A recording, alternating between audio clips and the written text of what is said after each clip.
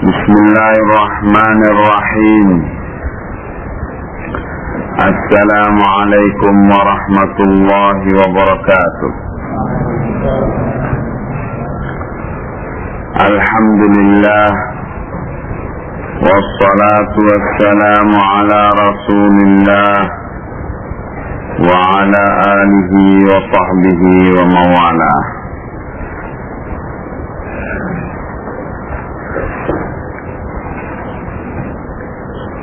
Qala al-Imam al-Bukhari rahimahullah,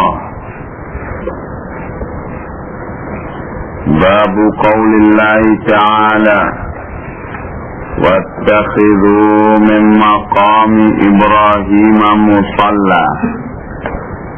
Bab keterangan firman Allah Ta'ala, wattakhidhu, dan jadikanlah min maqami, dari maqam, tempat berdiri. Maqam itu tempat berdiri Ibrahim sebagai musalla, sebagai tempat untuk sholat.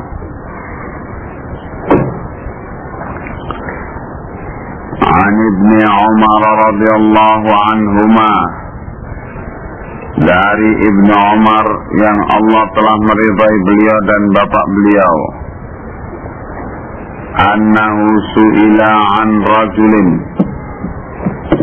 bahwasanya beliau pernah ditanya tentang seseorang, tawafa bil baiti, yang orang ini bertawaf di Ka'bah, Baitul Haram.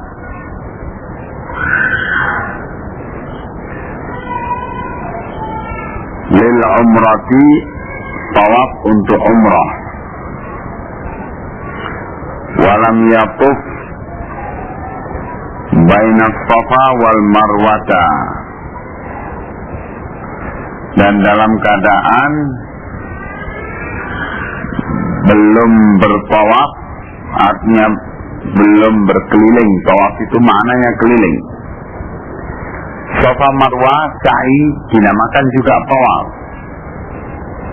karena maknanya ya berkeliling, berputar antara dua bukit itu.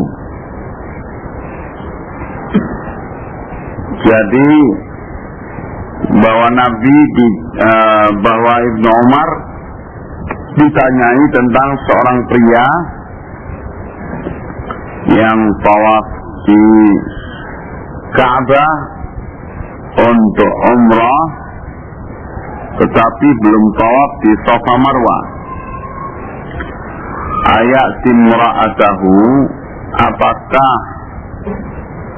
dia mendatangi istrinya, yakni bolehkah dia berjima, berhubungan dengan istrinya? Faqala, maka Ibnu Umar menyatakan,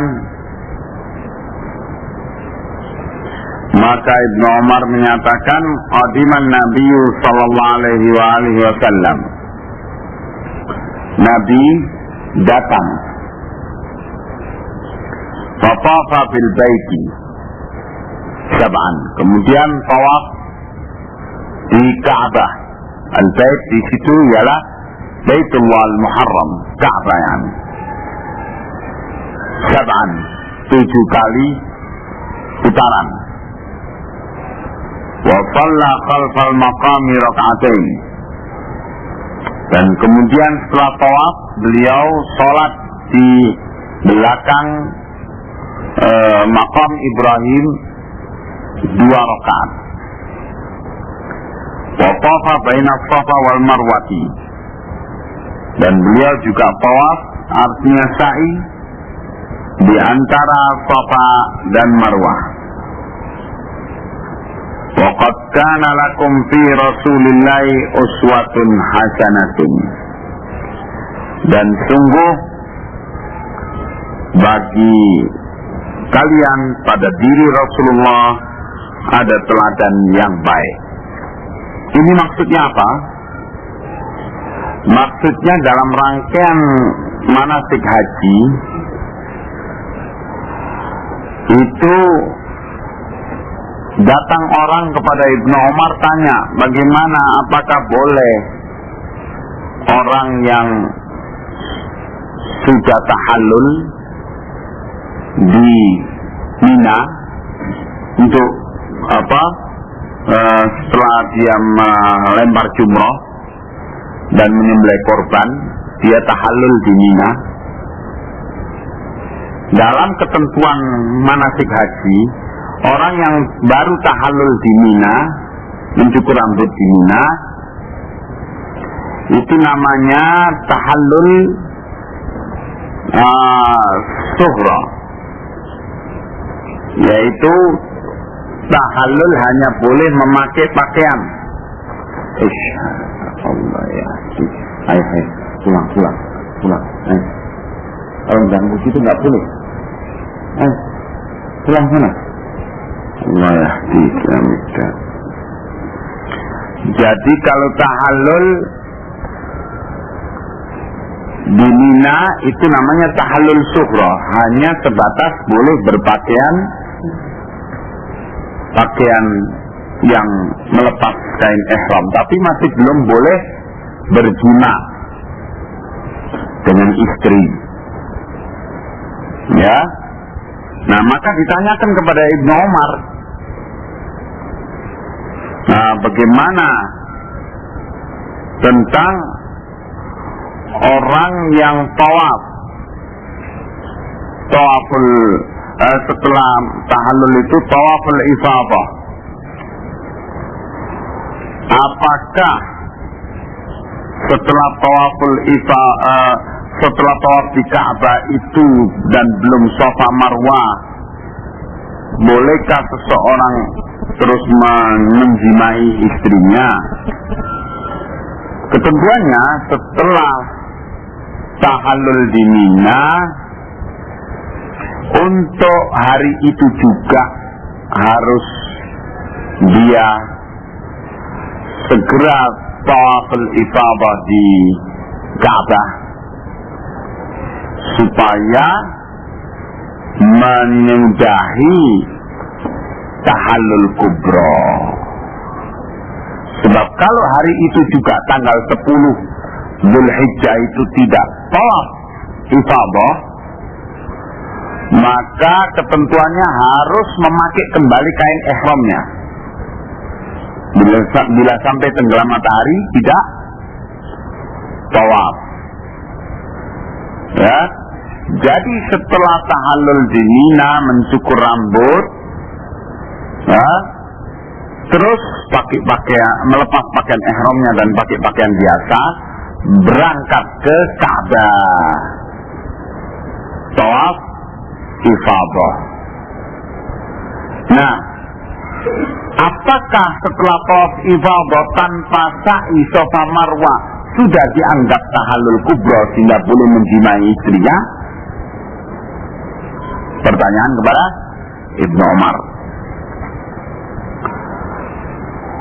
Maka Ibnu Umar memberi keterangan bahwa Nabi kalau datang tawaf di Ka'bah, sa'i Safa Marwah, baru setelah itu melakukan apa yang perlu dilakukan. Begitu. Jadi sa'i Safa Marwah adalah bagian daripada tawaful ifadah untuk seorang mendapatkan posisi tahallul kubra.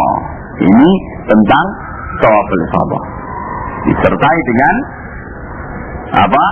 Sa'i Safa Marwah. Gimana? Keluar, jangan wirawi ini untuk ganggu.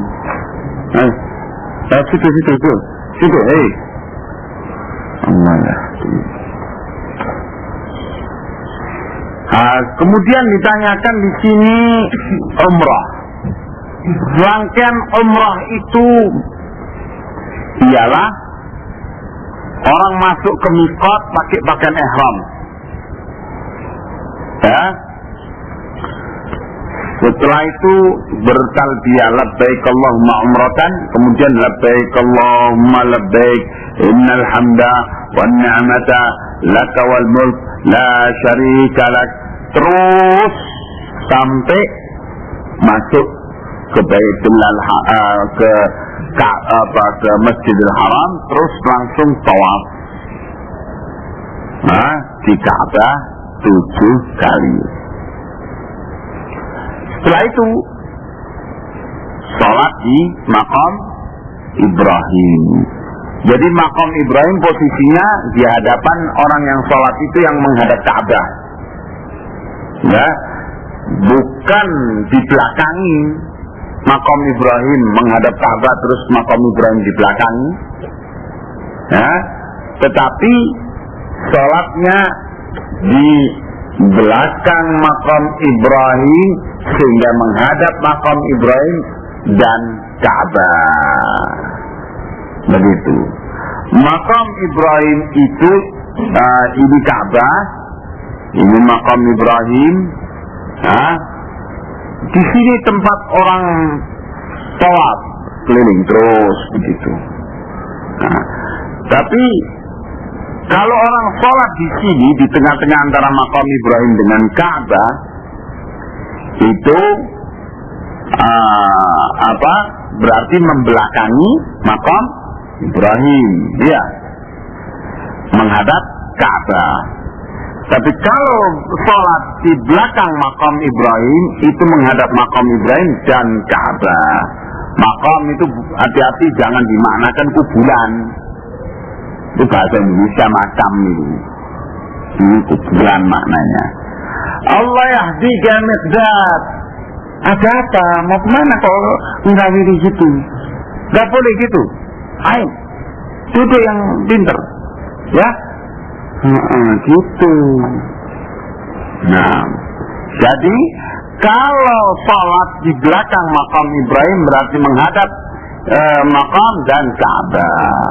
Dan maqam itu artinya tempat berdiri. Di situ ada bekas telapak Nabi Ibrahim di atas batu. Ya. Menurut riwayat Nabi Ibrahim berdiri di atas batu itu setelah selesai membangun Ka'bah, berdoa kepada Allah. Saking beratnya doa itu sampai telapak kaki beliau itu masuk ke dalam batu itu sehingga membekas telapak kaki beliau pada batu itu. Nah, batu itulah yang dinamakan maqam Ibrahim. Setelah sholat 2 rakaat di belakang maqam Ibrahim dengan membaca ayat rakaat pertama Qul ya ayyuhal kafirun, rakaat kedua Qul huwallahu ahad. Terus untuk supaya mengumpulkan kekuatan lagi minum air Zam-Zam. Setelah minum air Zam-Zam terus naik ke sofa. Kemudian mulai dari sofa dengan doa. Ketika naik ke sofa itu Inna safa wal marwata min sya'airillah faman hajjal baita aw i'tamara fala junaha alaihi ayyat tawafa bihima, membaca ayat ini. Terus berangkat dari sofa menuju Marwah. Di tengah-tengah antara keduanya itu ada namanya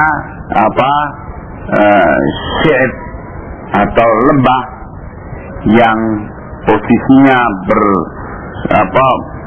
pas bersamaan dengan Ka'bah, posisi Ka'bah. Nah, di situ lari-lari kecil. Dikasih tanda sekarang itu dengan tanda tembok hijau. Antara tembok hijau ke tembok hijau lari-lari kecil. Ya. Setelah tembok hijau berikutnya jalan biasa lagi. Terus menuju Marwah, naik ke Marwah, menghadap ke Ka'bah, doa lagi, turun lagi, terus begitu 7 kali berakhir di Marwah. Terus tahallul. Nah, itu rangkaian umrah selesai sudah. Buka baju ihramnya, pakai baju, biasa. Nah, sekarang kalau orang umrah ditanyakan kepada Ibnu Umar, apakah orang yang umrah itu sudah bisa berjima dengan istrinya padahal belum sa'i antara Safa Marwah? Maka ditegaskan oleh Ibnu Umar, contoh Nabi itu begini, yaitu selesai tawaf, kemudian sholat di belakang makam Ibrahim, kemudian sa'i Safa Marwah, dan berakhir di Marwah, selesai baru tahallul, baru boleh berjima dengan istrinya. Ya. Maka di dalam riwayat ini disebutkan sholat di depan makam Ibrahim termasuk rangkaian umrah,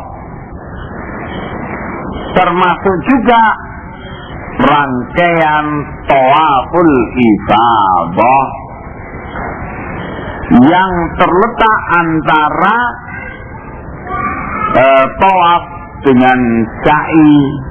Itu ialah sholat di belakang makam Ibrahim.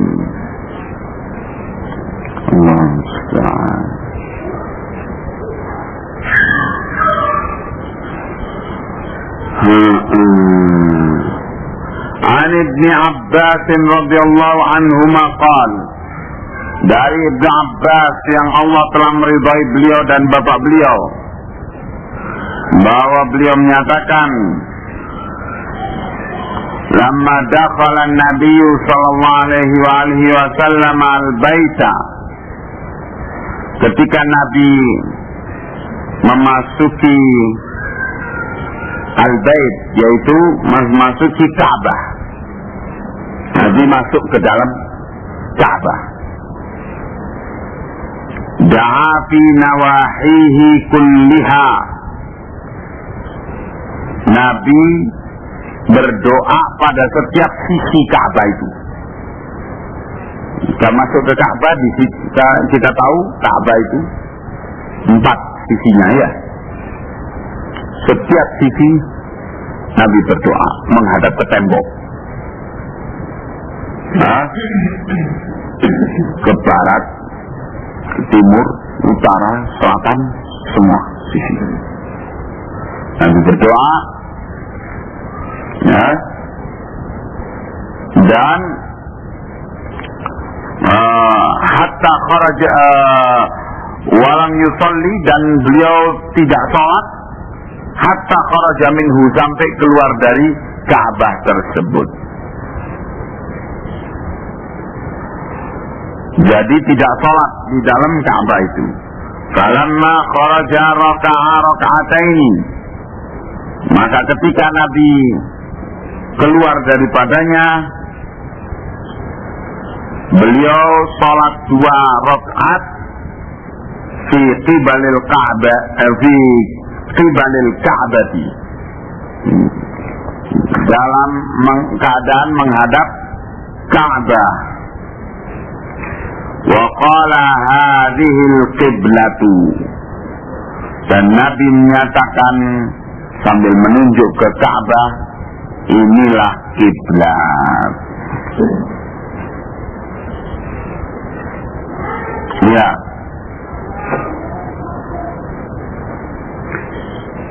Babu tawajjuhi nahwal qiblati haitsu kana. Bab keterangan diwajibkannya at-tawajjuh, menghadap ke arah kiblat dimanapun orang itu berada. Anil Bara'i radhiyallahu anhu qala, dari Al-Bara yang Allah telah meridai beliau, bahwa beliau menyatakan, kana Rasulullah sallallahu alaihi wasallam shalla nahwa Baitul Maqdis, beliau salat menghadap ke Baitul Maqdis, yaitu ke yang namanya sekarang Masjidil Aqsa. 16 syahran Nabi sholat menghadap Baitul Maqdis 16 bulan. Au 17 syahran atau 17 bulan. Taqaddama wa bainahuma mukhalafatun fil lafzi. Hal ini telah kita baca, kita bawakan sebelum ini, dan antara riwayat ini dengan riwayat yang sebelumnya ada mukhalafah, ada perbedaan fil lafz, dalam lafaz. Ya. Yang di sini dimaksudkan dari riwayat Al-Bara ialah bahwa kemana saja orang itu berada dituntunkan menghadap ke kiblat. Nabi ketika di Mekah datang ke Ka'bah sholat padanya. Ketika di Syekh Amir dalam pengasingan sholat menghadap kiblat, menghadap ke Ka'bah. Nabi ketika sampai di Madinah, Nabi tidak bisa menggabungkan antara keharusan menghadap Ka'bah, keharusan menghadap Baitul Maqdis dengan menghadap Ka'bah. Tidak bisa digabungkan. Kalau di Mekah masih bisa. Nabi mengambil sisi Ka'bah untuk menghadap ke Baitul Maqdis, untuk menghadap ke Masjidil Aqsa di Palestina. Itu Nabi mengambil sisi Ka'bah yang kiranya bisa sekaligus menghadap ke Ka'bah dan Baitul Maqdis. Itu kalau di Mekah. Di Syekh Amir arahnya juga demikian, menghadap ke Baitul Maqdis sekaligus juga ke Ka'bah. Tetapi ketika di Madinah tidak bisa digabungkan. Sebab menghadap ke Baitul Maqdis berarti membelakangi Ka'bah. Menghadap ke Ka'bah berarti membelakangi Baitul Maqdis. Sedangkan yang diwajibkan yaitu menghadap ke Baitul Maqdis. Maka Nabi menghadap ke Baitul Maqdis dan terus mendongak-dongak ke atas wajah beliau yang mulia, mengharapkan turun ayat yang memerintahkan beliau menghadap ke Ka'bah. 16 bulan beliau menjalani menghadap ke Baitul Maqdis. Pulang ya? Ayo pulang. Pupuk sini. Ya. Apa? Ayo sudah. Allah ya'anak. Nah, kemudian setelah itu menghadap ke Ka'bah. Jadi itu menunjukkan kepada kita bahwa dimanapun kamu berada tetap menghadap ke Ka'bah.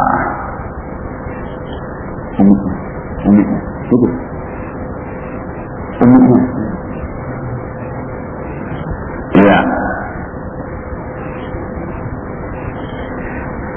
Babut tawajjuhi nahwal,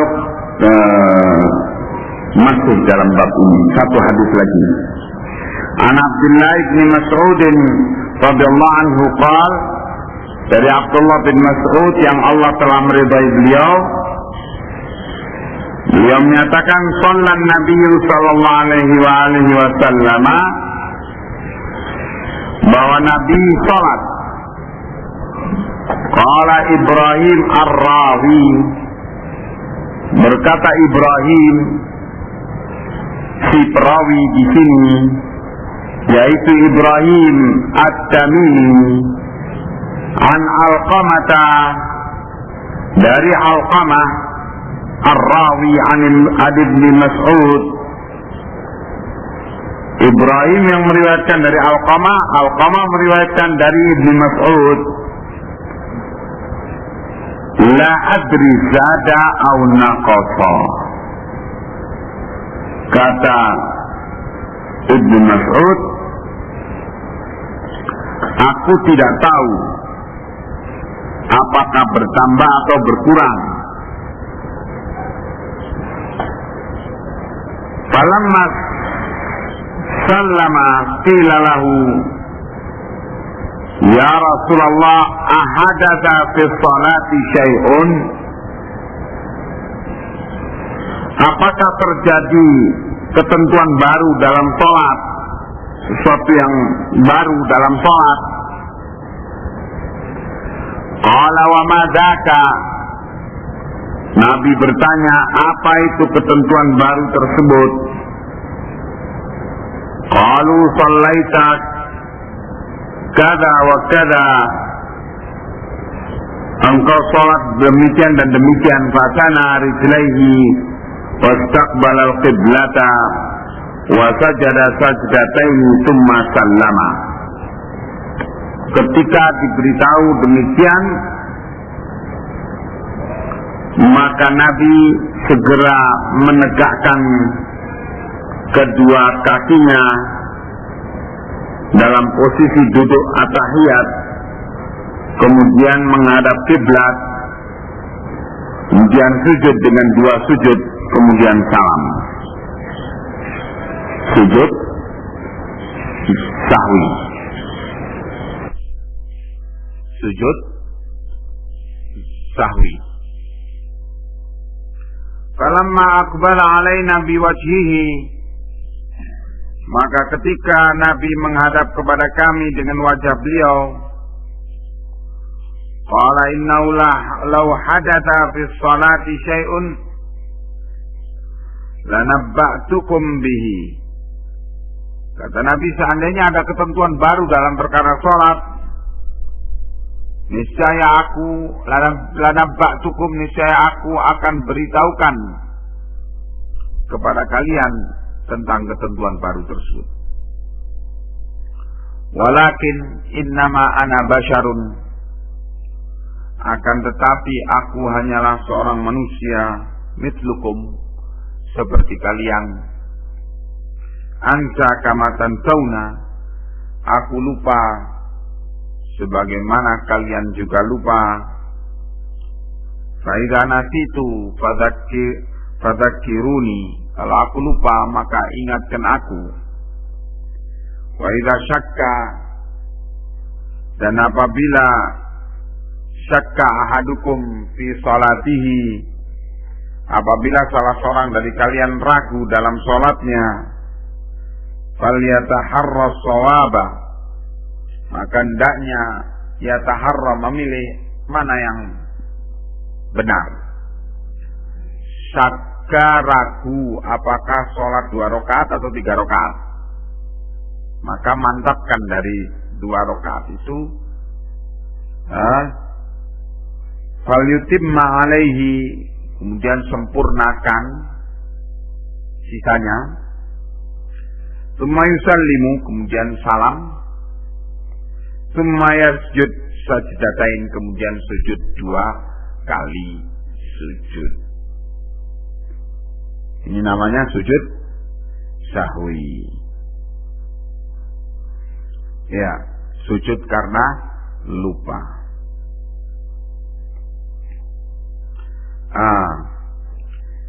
Jadi sujud sahwi itu ialah apabila kurang rakaatnya atau kurang rukunnya, rangkaian sholatnya, atau kurang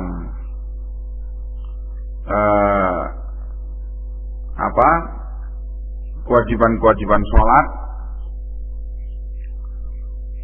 Kemudian juga karena kurang karena ragu apakah 2 rakaat atau 3 rakaat, terus dimantapkan. Ya, yang jelas kalau mantap ya 3 rakaat, 2 rakaat ya. Apakah 3 rakaat atau 2 rakaat yang mantap? Berapa rakaat? Ya 2. Nah, kan ya. Yang sudah pasti 2 rakaat. Maka diambil yang mantap, setelah itu ditambah sesuai dengan apa yang kurang. Setelah itu salam, kemudian sujud sahwi 2 kali sajdatain. Sujud sahwinya 2 kali.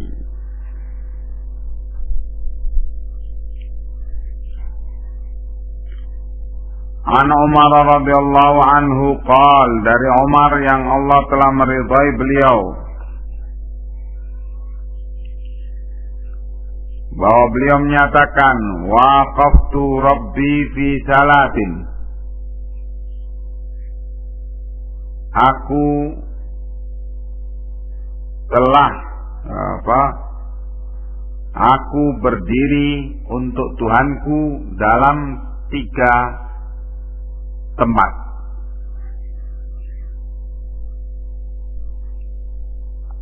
Qultu ya Rasulullah,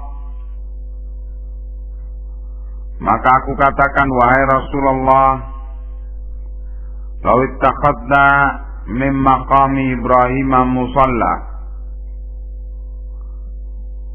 seandainya kita menjadikan maqam Ibrahim sebagai tempat sholat. Bukan waqaftu, wafaqtu. Ya, bukan waqaftu, wafaqtu.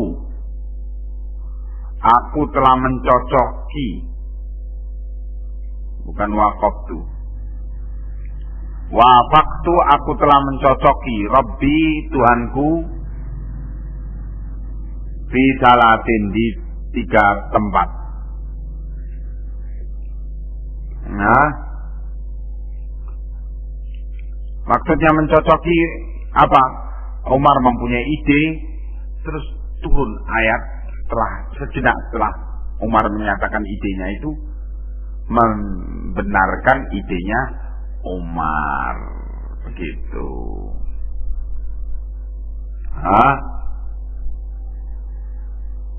Yaitu pertama, ketika aku menyatakan, wahai Rasulullah, seandainya engkau menjadikan maqam Ibrahim sebagai tempat sholat, fanazalat, maka turunlah ayat mencocoki ideku. Surat Al-Baqarah ayat ke-125. Wattakhidhu min maqami Ibrahim musalla, dan jadikanlah maqam Ibrahim itu sebagai tempat sholat. Wa ayatul hijabi, juga tentang ayat hijab.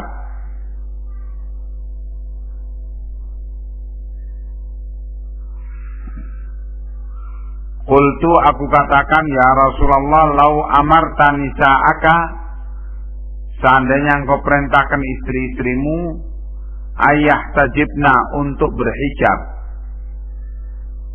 Berhijab itu menutup seluruh tubuh wanita itu, namanya berhijab. Ya. Maka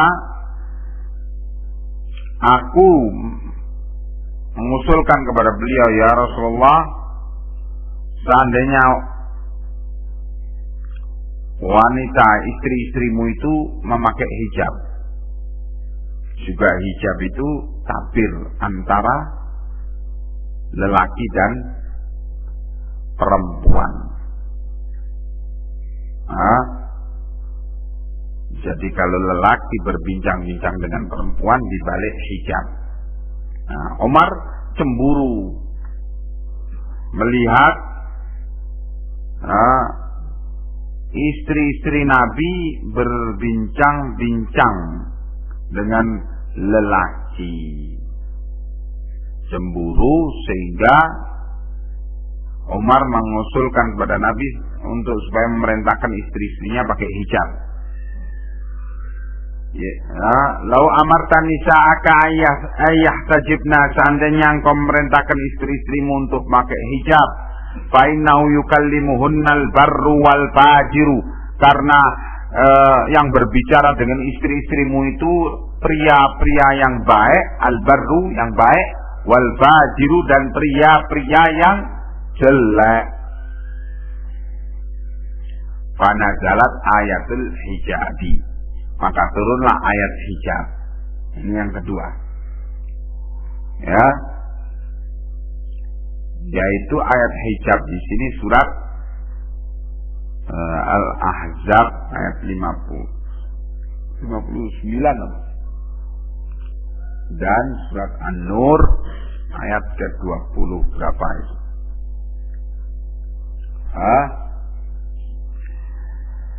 Kemudian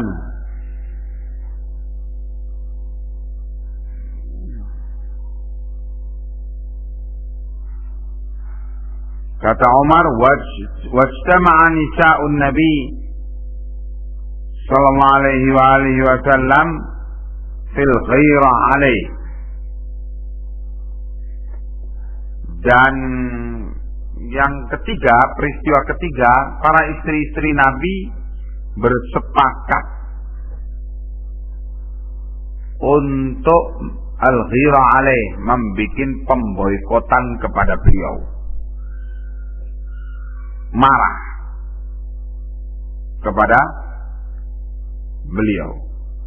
Faqultu lahunna, maka aku katakan kepada para istri-istri Nabi ini, asa rabbuhu in tallaqakunna ayyubdilahu azwajan khairan minkunna sayyibatin wa abkara. Semoga Tuhannya Nabi Muhammad itu bila Muhammad menceraikan kalian wahai para istri-istri, Allah akan menggantikan bagi Muhammad istri-istri yang baik, yang lebih baik dari kalian, baik dari kalangan janda-janda maupun perawan-perawan. Itu omongan Umar. Fanazalat hadir ayat, maka turunlah ayat ini persis seperti omongan lafadznya Umar ini tadi. Luar biasa. Ya. Dikatakan oleh Nabi Umar adalah mulham. Mulham itu artinya orang yang diberi ilham, sehingga digerakkan lisannya untuk berbicara kata-kata yang benar. Begitu. Ya.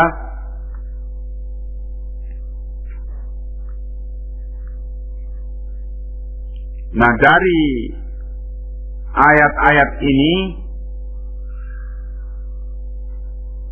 dari riwayat Umar ini, Al-Imam Al-Bukhari menyatakan babu maja'a fil qiblati, bab keterangan tentang kiblat.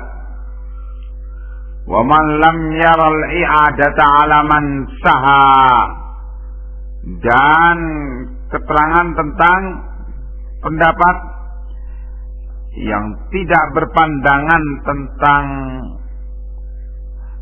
yang tidak mengatakan keharusan i'adah, mengulangi sholat alaman saha, terhadap orang yang lupa dari perkara kiblat, fa shalla ila ghairil qiblah, sehingga dia sholat menghadap kepada selain kiblat, padahal dalam keadaan lupa, tidak sengaja. Nah, kalau begitu tidak ada kewajiban untuk mengulangi sholatnya. Iya.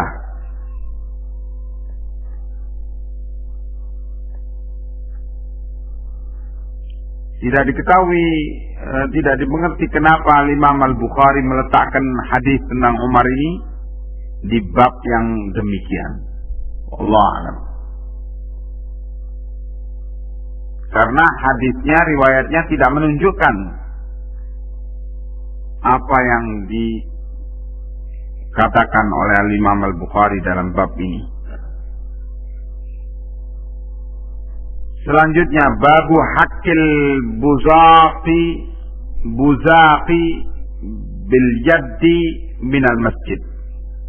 Bab keterangan tuntunan untuk hakil buzaq, menggaruk atau mengikis. Al-buzaq, lidah kental, ludah kental, yaitu riak jahat itu yang menempel di masjid, di tembok masjid. Ketentuannya yang meludah itu yang harus mengeriknya. Kita lihat riwayatnya. An Anas radhiyallahu anhu, dari Anas yang Allah telah meridai beliau, anna Nabiya sallallahu alaihi wasallam, bahwa Nabi sallallahu alaihi wasallam ra'a nuqamatan fil qiblati. Nabi melihat nuqamah, dahak yang menempel di tembok sebelah kiblat. Terus fasyaqqa dzalika alaih, pemandangan demikian sangat memberatkan beliau. Hatta ru'ya fi wajhihi, sampai terlihat ketidaksenangan beliau, jengkelnya beliau itu tampak di wajah beliau. Faqama fahakkahu biyadihi, maka Nabi langsung berdiri terus mengerik sendiri dengan tangan beliau. Faqala, maka Nabi menyatakan, inna ahadakum idza qama fi salatihi, sesungguhnya salah seorang dari kalian apabila berdiri dalam sholatnya, fa innahu yunaji rabbahu, sesungguhnya dia sedang yunaji, berbisik-bisik, rabbahu, dengan Tuhannya. Memanggil dari jarak dekat itu namanya yunaji. Kalau memanggil dari jarak jauh itu namanya yunadi. Yunadi itu memanggil dari jarak jauh. Yunaji itu memanggil dari jarak dekat. Ya.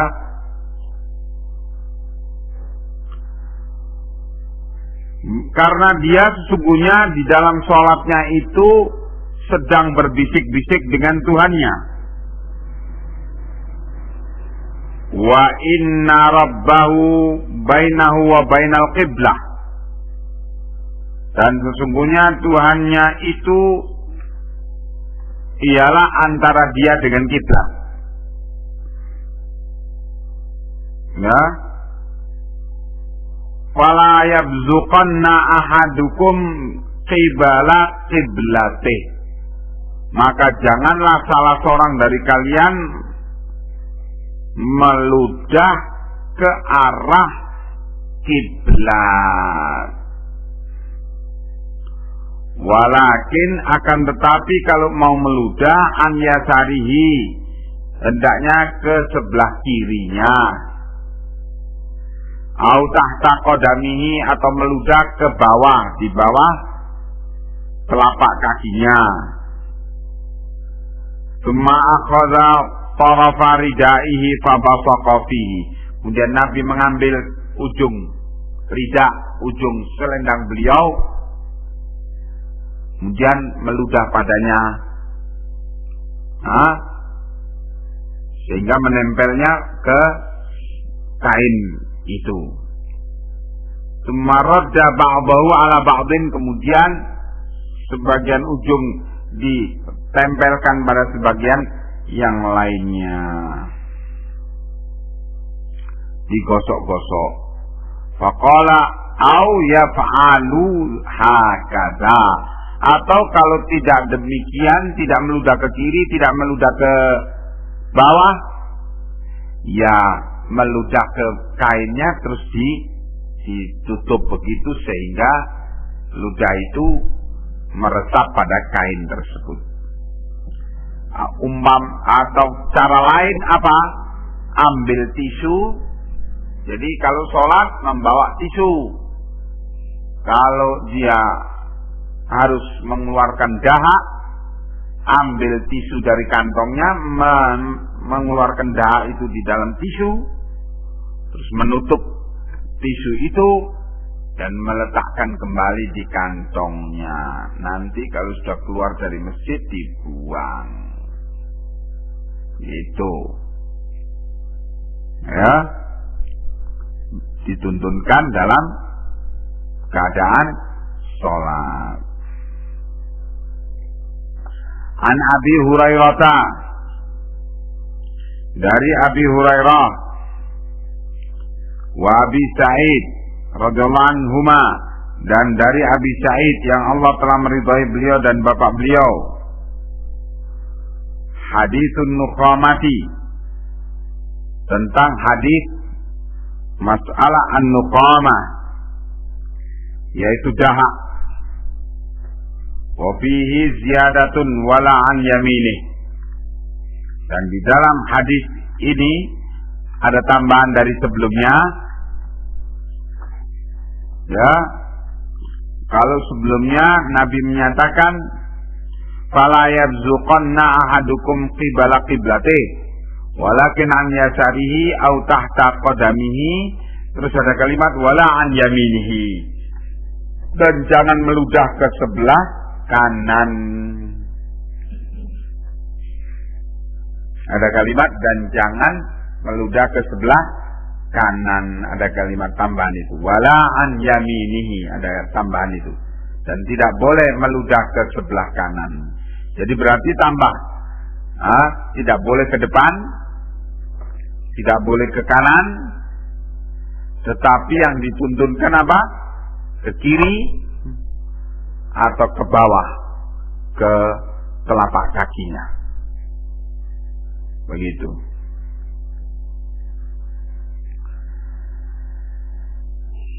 An Anasin radhiyallahu anhu, dari Anas yang Allah telah meridhai beliau, bahwa Anas menyatakan,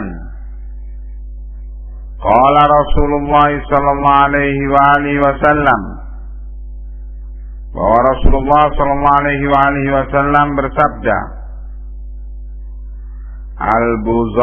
al-buzaqu fil masjidi khati'atun, meludah, mengeluarkan dahak di masjid itu adalah kesalahan, kata Nabi, sesuatu yang salah.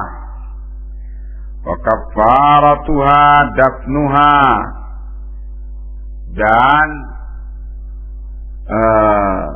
kafarahnya, penebus kesalahan tersebut, ialah menanamnya di tanah. Karena masjid Nabi waktu itu dari lantainya tanah. Jadi kalau ada orang meludah di masjid, maka yang meludah itu yang harus menguruknya dengan tanah di masjid itu. Gitu. Nah, sekarang kalau lantainya seperti ini pakai keramik, bagaimana meludah di masjid? Nah, adalah satu kesalahan juga. Dan denda yang harus dilakukan, yang harus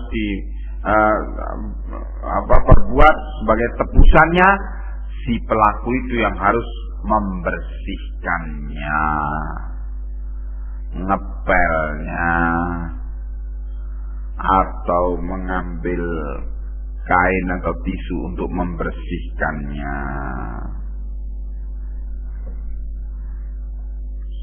Sebagai ganti dari kalimat dafnuha, menanamnya di tanah. Nah, ini namanya apa? Qiyas.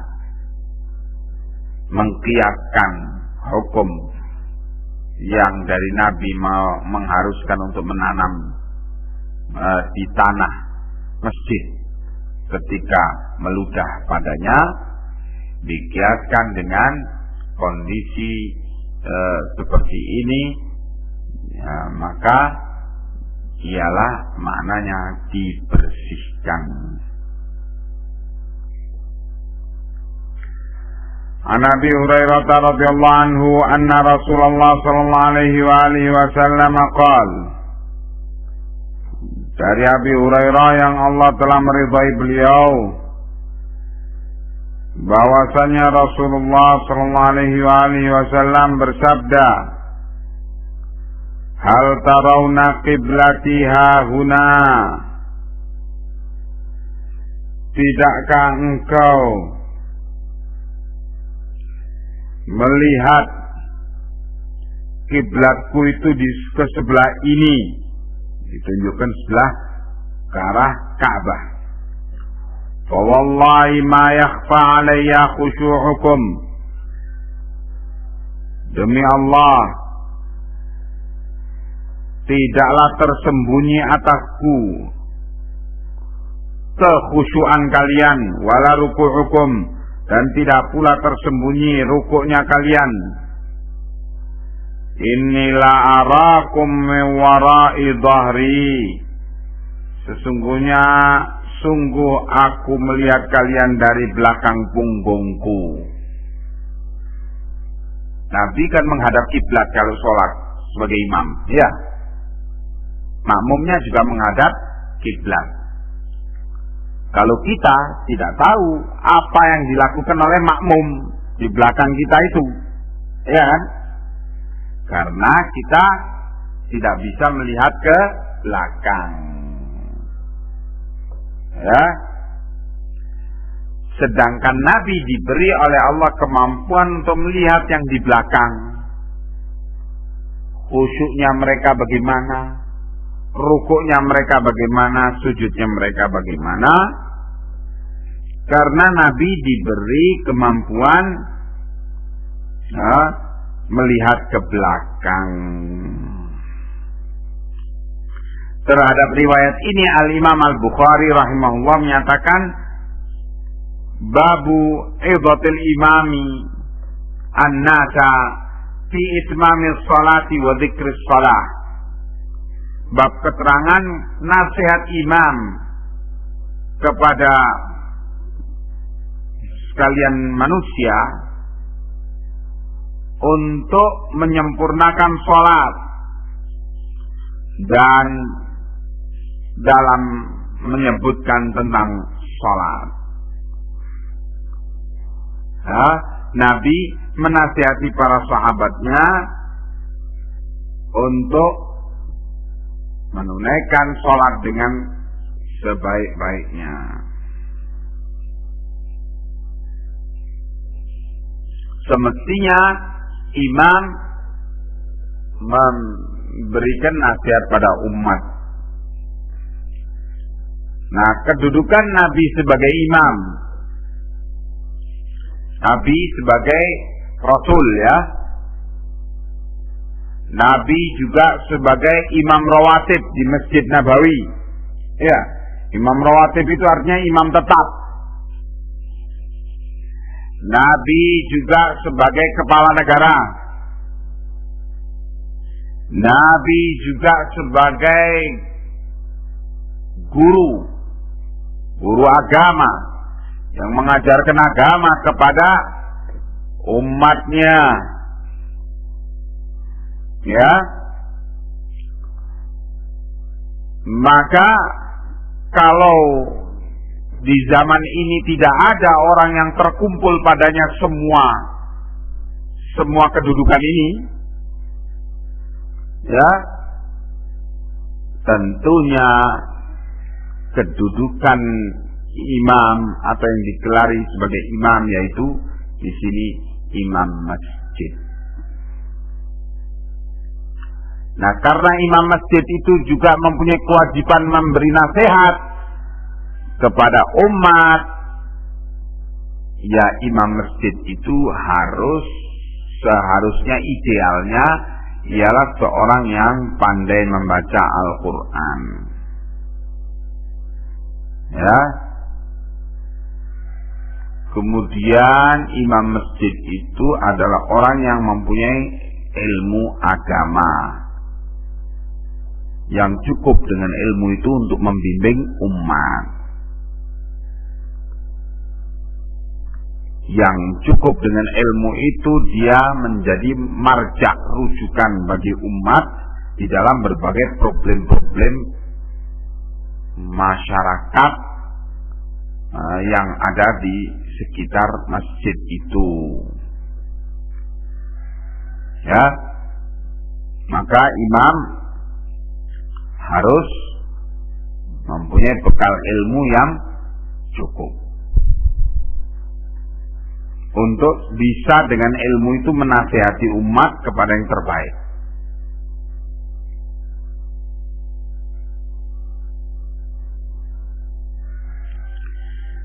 Babu hal yuqalu masjid fulan, masjid Bani Fulan.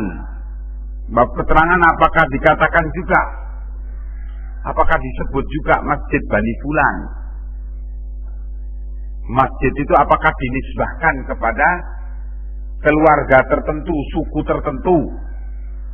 Oh, ini masjid suku Fulan. Ya, seperti kalau di negara-negara yang di situ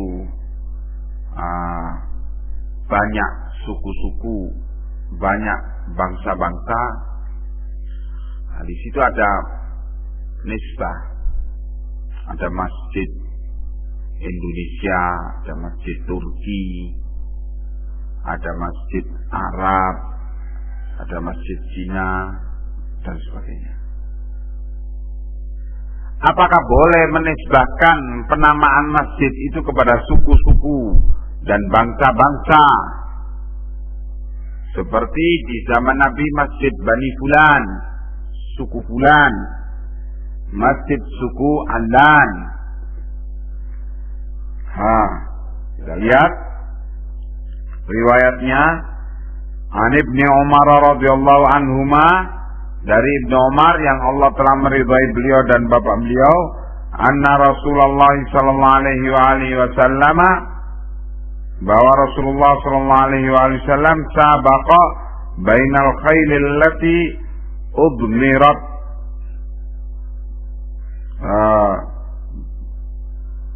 minal habyai wa amaduha taniyatul wada'i.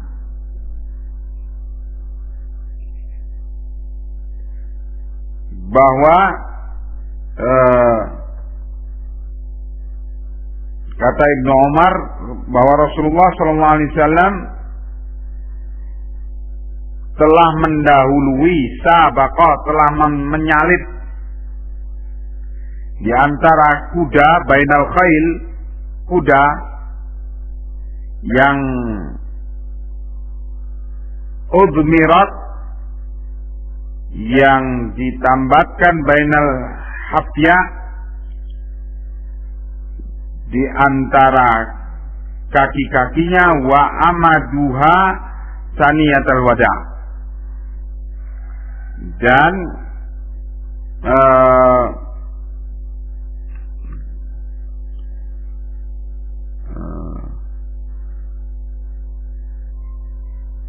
dan beliau mendahuluinya sampai ke Saniyatul Wada, nama tempat Saniyatul Wada. Wa sabaqa bainal khayl allati lam tudammar min as-saniyati ila Masjid Bani Zuraiq. Dan beliau mendahului pula di antara kuda-kuda yang tidak ditambatkan dari Saniyah, As-Saniyah yaitu Saniyatul Wada, sampai ke Masjid Bani Zuraiq. Wa inna Abdullah kana fi man sabaq. Dan Abdullah bin Umar adalah termasuk dari yang mendahului kuda-kuda itu.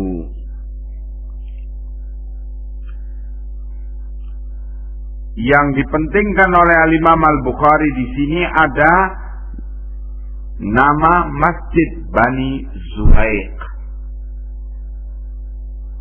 untuk mengenal masjid itu. Masjid apa? Oh, Masjid Fulan, Bani Zuraiq. Masjidnya kabilah Fulan, kabilah Fulan. Begitu. Yaitu masjid yang terletak di kampung Bani Zuraiq. Nah, jadi menisbahkan masjid kepada nama suku-suku itu adalah sunnah. Yani ada contohnya, mubah, perkara mubah. Demikian pula memberi nama masjid-masjid itu juga adalah mubah. Nah,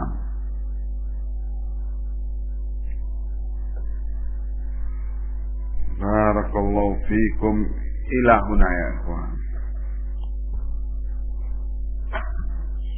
Assalamualaikum warahmatullahi wabarakatuh.